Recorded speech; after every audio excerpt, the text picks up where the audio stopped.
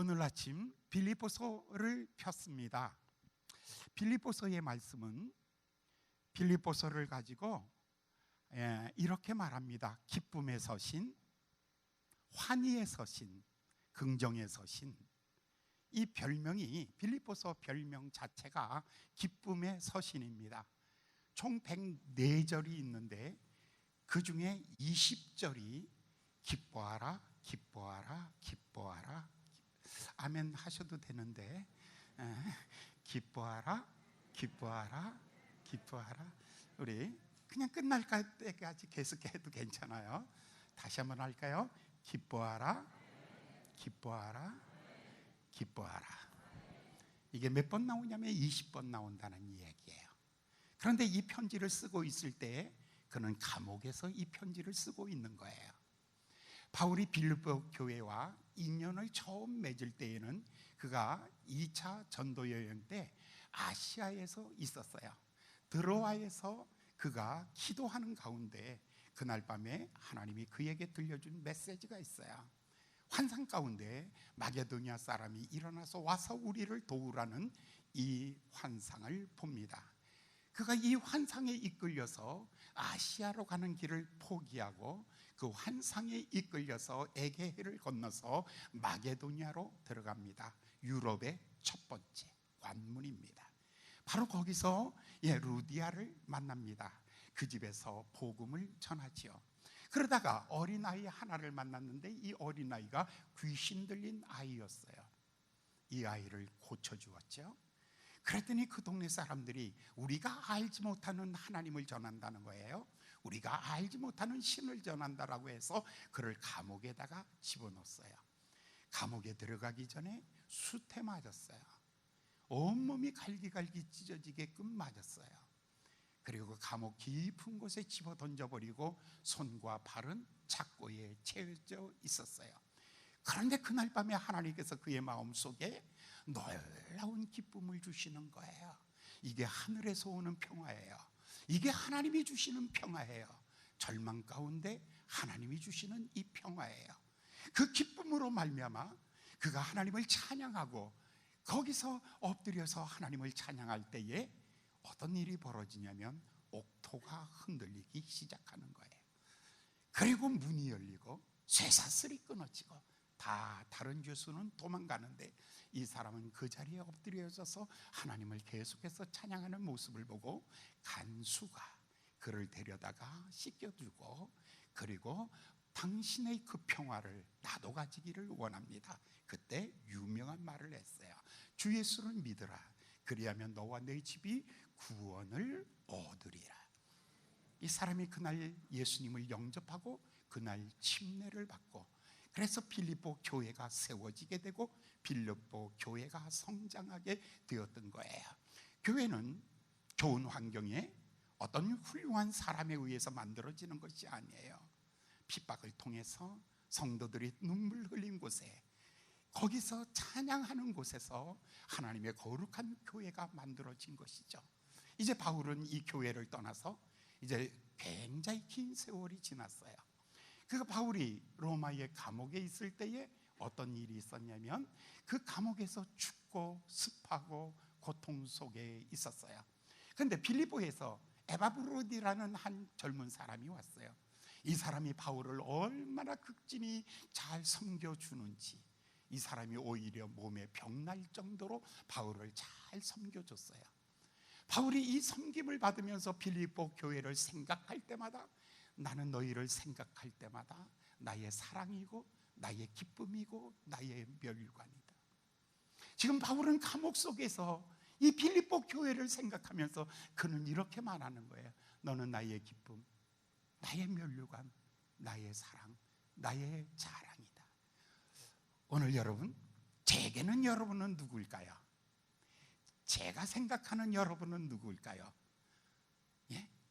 여러분, 저는요, 여러분들이 나의 기쁨이고 나의 면류관이고 나의 자랑이고 나의 기쁨이 되기를 소원합니다. 아멘 하셨죠? 예. 그러면 여러분에게 나는 누구일까요? 자, 정확하게 대답하셔야 돼요. 여러분에게 있어서 목사님은 나의 기쁨입니다. 저쪽 뒤에 깜깜하네요. 나에게 있어서 목사님은 면류관입니다. 이쪽 여전히 어둠 속에 계시네요. 자, 우리는 서로 이런 관계라면 얼마나 좋겠어요. 바울이 에바브로에게 편지를 썼어요. 이 편지가 바로 빌립보서예요. 감옥에서 쓴 거예요. 감옥에서 이 편지를 쓰면서 이렇게 말하는 거죠. 내가 다시 말하노니 기뻐해라. 항상 기뻐해라. 다시 말하고 싶다. 기뻐해라. 또 다시 말하고 싶다. 기뻐해라. 이렇게 편지 쓰는 거예요. 오늘 세상이 다 우울증에 걸렸어요. 오늘 세상이 다 절망에 빠졌어요. 오늘 세상이 코로나로 인해서 모두가 다 우울증에 빠져 있어요. 여러분을 향해서 바울은 오늘 아침에 뭐라고 말씀할까? 여러분을 향해서 바울은 오늘 아침에 뭐라고 말할까? 오늘 이 상황에 대하여 주님은 나에게 뭐라고 말씀하실까? 항상 기뻐하십시오. 모든 일에 기뻐하십시오. 할렐루야. 윗물이 아랫물을 밀어내는 것입니다. 빛이 어둠을 물리치는 것입니다. 하나님이 주시는 이 기쁨이 여러분 속에 있는 두려움과 낙심과 절망과 슬픔과 모든 아픔을 이 아침에 밀어내기를 예수님의 이름으로 축원합니다. 할렐루야. 그런데 말입니다, 기쁨이 여러 가지 기쁨이 있는데 여러분 좀 기쁨의 수준을 좀 오늘 높여야 되는 거예요. 오늘 핵심이 바로 이 문제예요. 첫 번째, 마귀가 주는 기쁨이 있어요.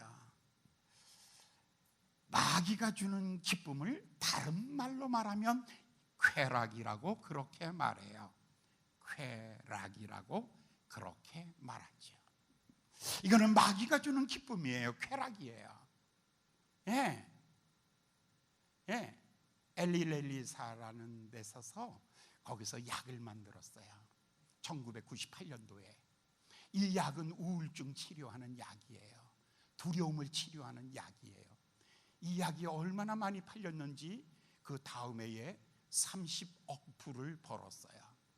그 약을 복용한 자가 그 해에 얼마였냐면 3천만 명이었어요. 이 약을 먹으면 우울증이 떠나가는 거예요. 이 약을 먹으면 마음의 슬픔이 떠나가는 거예요. 약을 먹으면 좋은 거예요. 그런데 얼마 지나지 않아서 부작용이 나타나기 시작하는 거예요. 너무 기뻐가지고 자동차를 타고 바다도 뛰어넘는 거예요. 너무 기쁜 나머지 다른 사람을 폭행하기 시작하는 거예요. 이것은 다른 말로 말해서 마약이에요.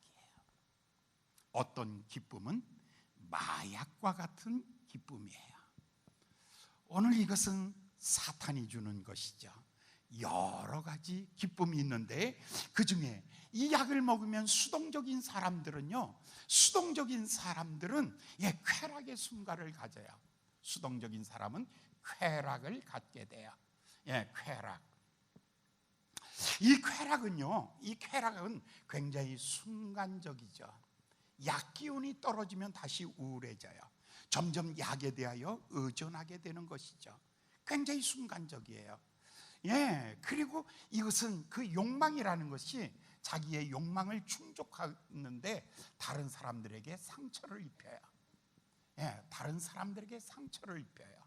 그리고 또 이것은요, 결국 인생을 파괴하는 파괴로 끝나는 거예요. 파괴적인 거예요. 그래서 살인하는 사람도 얼마 전에 그 살인했던 분 한 분이 그런데 살인할 때 쾌감을 느낀대요. 남을 죽일 때 쾌감을 느낀대요. 어떤 사람은 조폭들 같은 사람, 깡패들은 사람을 때릴 때 쾌감을 느낀대요. 폭력을 행할 때.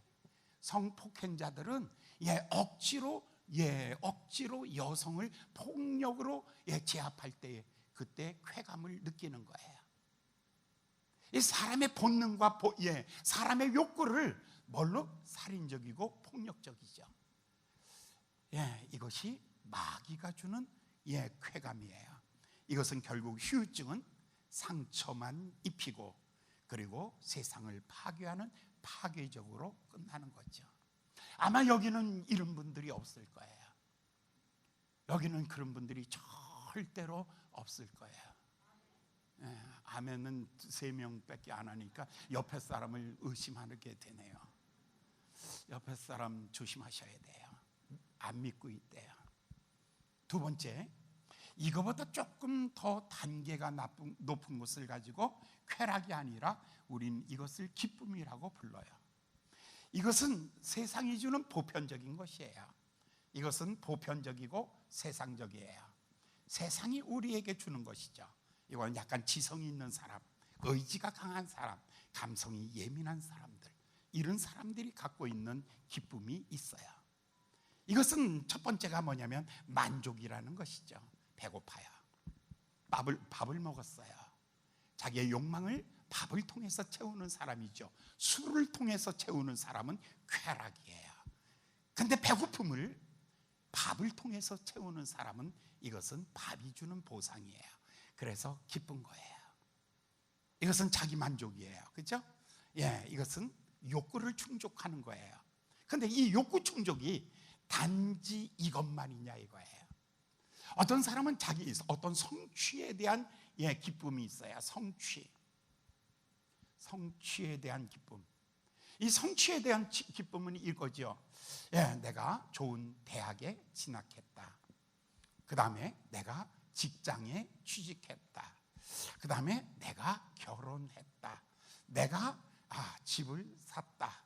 내가 어떤 권력을 가졌다. 내가 세상에 어떤 인기를 가졌다. 그런데 중요한 거는요, 어떤 성취든 어떤 소유욕이든, 그래서 내가 집을 샀다, 내가 빌딩을 샀다, 내가 돈을 많이 가졌다, 이 모든 것은 뭘로 끝날까? 나의 성취는 어디서 끝날까? 여러분의 성취는 어디서 끝날까? 여러분의 만족은 어디서 끝날까? 그런데 돈 없는 사람보다 돈 많은 사람이 9개 가진 사람이 1개 더 갖고 싶은 욕망이 있어요. 사람의 만족과 성취는 완전한 것은 없죠. 그래서 이것은 세월 앞에 모두가 다 뭐냐면 허무주의에 빠져요. 결국은 이것은 세상이 주는 것, 여러분 사탄이 주는 것은 파괴적이에요. 깊은 상처와 파괴로 끝나버리고 말아요. 그런데 세상이 주는 것, 여러분들이 아무리 지성이고 아무리 의지가 강하고 여러분들이 아무리 감성적이라 할지라도 인생은 마지막에 뭐가 남냐면 허무주의로 끝나버리고 마는 거예요. 공부를 많이 했어도 80살이 넘어가면, 오늘 아침 신문 본 사람이 제일 똑똑한 사람이에요. 여러분 80이 넘어가면 박사 학위가 의미가 없어져요. 80이 넘어가면 잘 먹는 것도 의미가 없어져요. 그렇다고 해서 제가 80이 넘었다는 건 절대로 아닙니다. 저를 가지고 그렇게 생각하지 마세요. 80이 넘어가면요, 돈의 의미도 사라져요. 돈이 많으면 어떤 일이 벌어져요? 형제간에 싸우는 일이 벌어지는 거예요. 그러니까 여러분의 성공이, 여러분의 성취가 영원한가? 아니요. 인생이 80이 넘어가면 그 성취도 의미가 없어지는 거예요. 여러분의 만족도 지금은 굉장히 만족해요. 흡족해요. 배가 불러요. 너무. 여러분 새 옷을 사면 며칠이 행복해요? 여러분 새 집을 사면 며칠이 행복해요? 여러분들이 새 자동차를 사면 며칠이 행복해요? 이것도 시간 앞에 인생은 허무해지는 거예요. 세상이 주는 기쁨이라는 것은 시간 앞에는 허무해지는 거예요. 예수 믿으면 그러면 무엇이 달라졌을까? 여러분, 우리가 기도하잖아요. 여러분들 주님 앞에 나와서 기도하는데 대부분 다 여기에요. 하나님, 이번에 좋은 직장 들어가게 하시옵소서. 하나님, 이번에 건강하게 하여 주시옵소서. 이번에 돈 좀 많이 벌게 하여 주시옵소서. 자식이 결혼하게 하시고 잘되게 하시고 잘되게 하시고 다 잘되게. 이 기쁨만 원한다면 여러분과 세상이 무엇이 다르겠습니까? 무엇이 다르겠습니까? 어쩌면 여러분들 인생 성공하는 데 있어서 이 사람들이 더 빠를 수가 있어요. 왜냐하면 이 사람들은 수단 방법 가리지 아니하고 사니까요. 우리는 골라가면서 살아야 돼요. 속일 수도 없고요, 거짓말할 수도 없고요. 그러니 오히려 우리가 목표를 달성하고 성취하고 우리가 만족하는 데는 오히려 더 장애가 되고 걸림돌이 되는 거예요. 그래서 사람들은 말하죠. 돈 다 번 다음에 예수 믿겠습니다. 대학 들어간 다음에 예수 믿겠습니다. 다 이렇게 핑계를 대는 거예요. 여러분들이 기도 응답을 받았다고? 여러분이 기도 응답 받았어요. 자, 하나님 감사해요. 예, 대학에 들어갔어요. 그런데 그 사람이 70살 됐어요. 그 감사는 며칠 갈 수 있을까요? 대학에 들어갔으면 며칠간 감사할 수 있을까요? 그 감사란 그런 거예요. 세 번째, 이 단계보다 조금 더 높은 단계로 여러분이 오늘 저와 함께 올라가야 돼요. 그러고 싶으신 분 아멘. 인생이 예수 잘 믿고 허무하게 끝나려면 이쯤에서 여러분 서 있으면 돼요. 이쯤에서 여러분들이 서 있으면 예수 잘 믿고 마지막은 뭐냐면 예수 믿은 사람이나 안 믿은 사람이나 똑같네 이러고 끝날 거예요. 오늘 우리가 뭐가 다른가? 예수 믿으면 뭐가 달라지는가? 도대체 여러분은 예수 믿으면 뭐가 달라졌습니까? 뭐가 달라졌다는 말입니까? 무엇 때문에 기뻐하고 무엇 때문에 좌절하고 무엇 때문에 슬퍼하십니까? 이것은 세 번째는 정말 중요합니다. 여러분 마음에 새겨 놓으셔야 되는 것이에요. 세 번째는 이것은 희락이라고 그렇게 말합니다. 이건 제가 붙인 거예요. 저는 이것을 가지고 희락이라고 말합니다. 이것은 하나님의 선물입니다. 이거는 다른 말로 말하면 소유가 아니라 존재 자체에 대한 기쁨입니다. 할렐루야. 아이들은 아이들 자체로 보석입니다. 나는 아무것도 가진 것 없어도 하나님의 눈에는 어둠 속에 빛나는 보석입니다.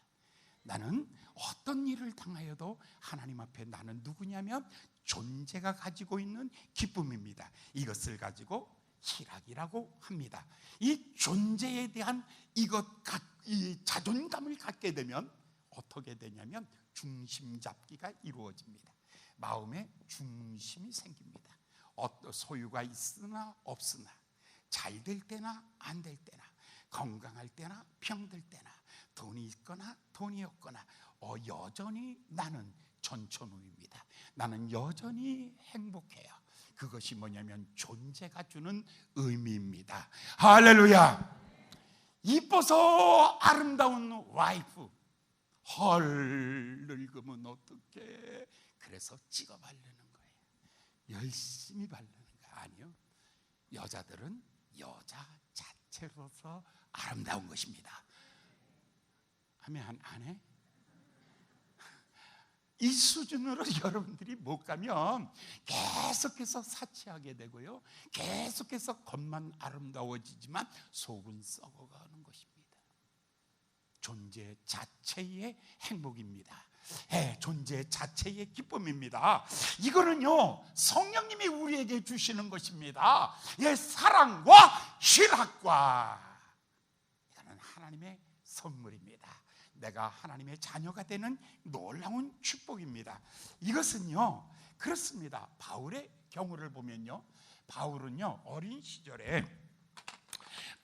어린 시절에 다소에서 자라났습니다. 다소에서 로마 시민권을 가지고 있었습니다. 청년의 시절에는요 가말리아 문화에서 공부했습니다. 그는 교법사가 되고 바리새인이 되는 것입니다. 그가 장년의 시절에는요 바리새인이 되고 사회적인 지위와 명성을 얻습니다. 그런데 단 하루에 이 모든 것을 다 분토와 같이 버리게 되었습니다. 나는 가장 고상한 것, 나는 가장 완전한 것, 나는 가장 영원한 것이 내 안에 들어올 때, 윗물이 아랫물을 밀어내듯이 내 안에 가장 아름다운 것이 들어올 때 내 속에 있었던 과거들은 모든 것은 다 분토와 같이 버렸노라. 이건 뭔 줄 아세요? 내가 존재가 될 때. 이게 뭔 줄 아세요? 내가 소유하는 것이 아니에요. 내가 성취하는 것이 아니에요. 소유와 성취가 아니에요. 내가 하나님 앞에 그리스도께서 내 안에 계시고 내가 주님 안에 있을 때 존재가 될 때 이 사람은 정말 이 모든 것을 다 버리고 이 희락을 얻게 된 거예요. 세상이 주는 기쁨이 아니라 하나님이 주시는 이 희락을 얻게 된 것이죠. 성령의 임재를 통해서 지금 바울이 고백하고 있습니다. 이렇게 말하고 있어요. 너희 기뻐하라. 어떻게 기뻐하라라고 말씀하고 있냐면 항상 기뻐하라. 여기 항상은 다른 말로 말하면 시간입니다. 세월입니다. 시간이 지나도 변하지 않는 기쁨입니다.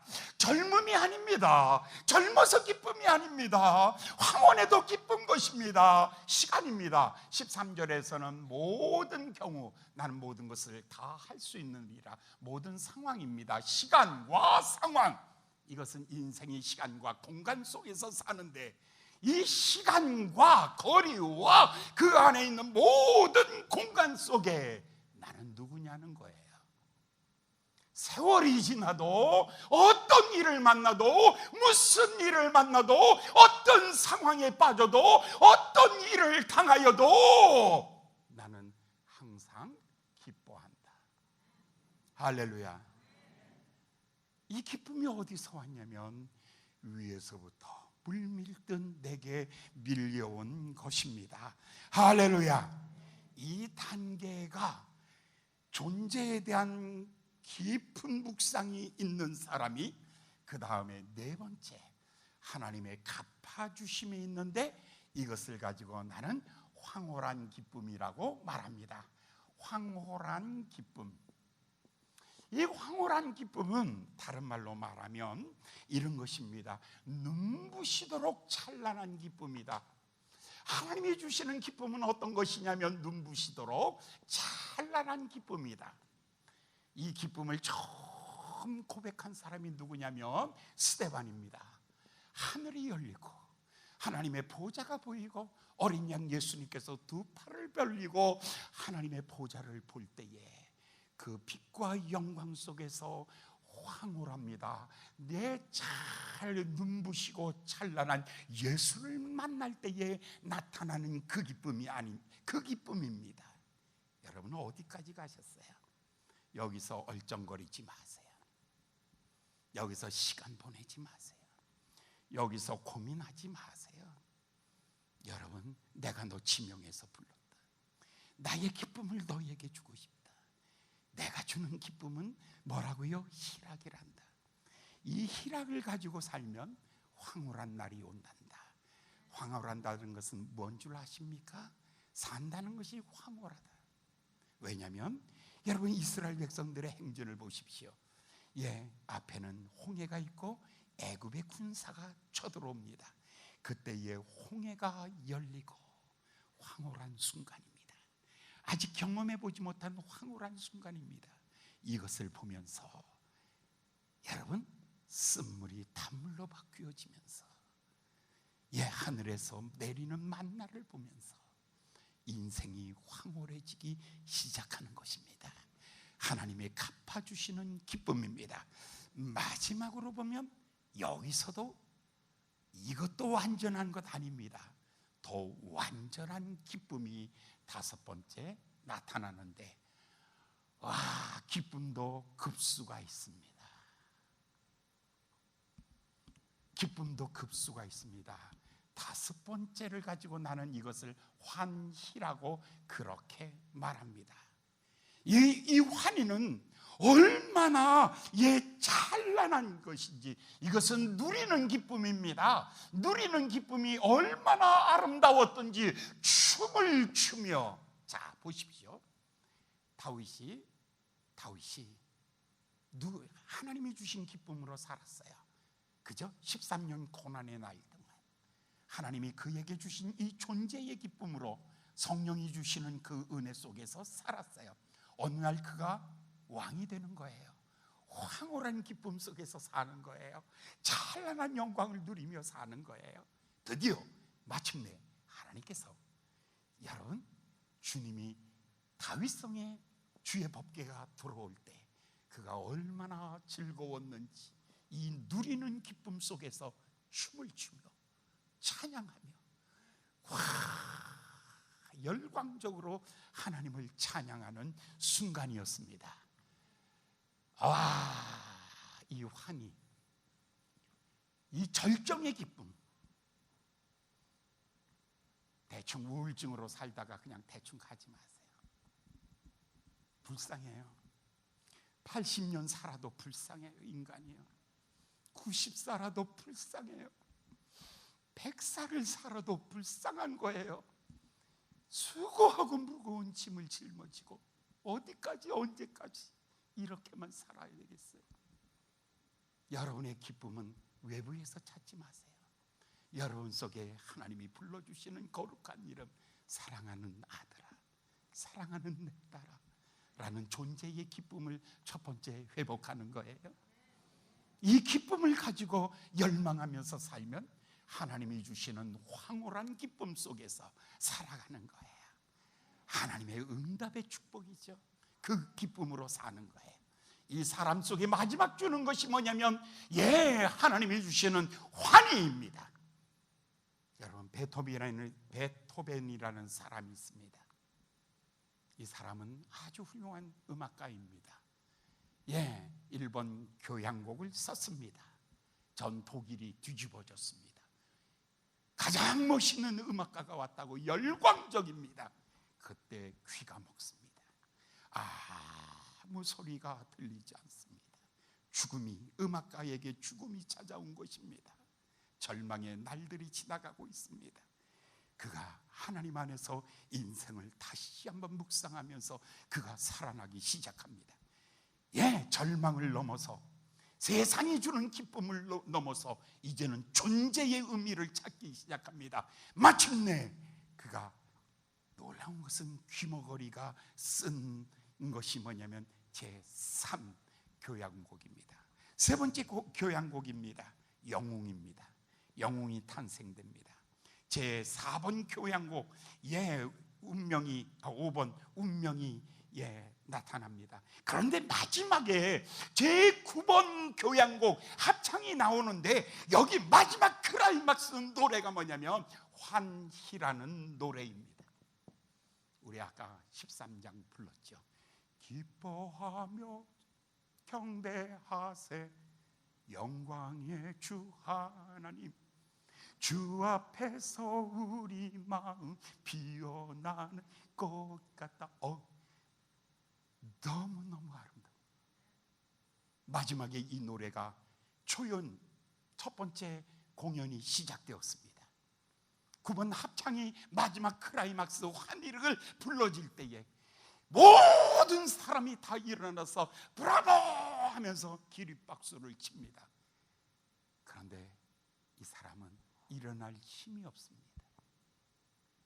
일어날 힘이 없는데 운거라는 알토가 그를 붙잡습니다. 그를 세워놓고 그 모습을 보게 합니다. 그 영광스러운 모습을 보면서 그의 인생이 마칩니다. 환희입니다. 여러분들이 내 모든 맥박이 끊어질 때, 내 삶의 모든 것이 다 버려질 때, 그때 일어나서 하나님을 찬송할 수 있는 것, 그것이 뭐냐면 환희입니다. 자, 여러분, 단계를 끌어올라 갑시다. 이거 버리세요. 두 번째 단계, 기쁨의 단계. 흥분하지 마세요. 이것도 버리세요. 존재의 기쁨을 찾으십시오. 나는 나 자체에 대하여 행복하십시오. 그리고 기도하시고 나아가십시오. 황홀한 하나님의 은혜를 경험하게 될 것입니다. 마지막으로 환희의 인생, 마지막이 이렇게 환희로 마칠 것입니다. 기도하겠습니다.